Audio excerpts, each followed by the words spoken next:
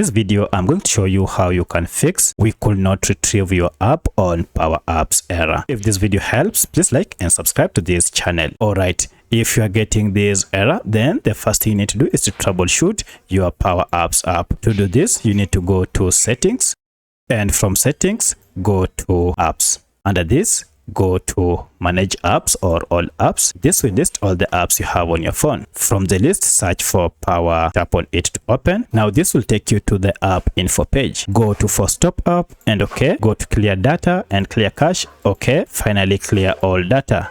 Now restart your smartphone, and now if you go to your Power Apps app, everything should be up and running without any issue. If you still have a challenge, then check and see if you are using any VPN app, turn it off or uninstall it, as this might be causing this issue. You also want to check if we have any update through Google Play Store or App Store and update your Power Apps app to the latest version. However, if all this still doesn't work, then most likely Power Apps might have experienced an internal server error. For that, you'll need to wait after some few minutes. Now everything should be up and running without any issue. So let me know which of these was able to fix your problem. If you have any other question, kindly comment below. Otherwise, thanks for watching and let's meet in the next video.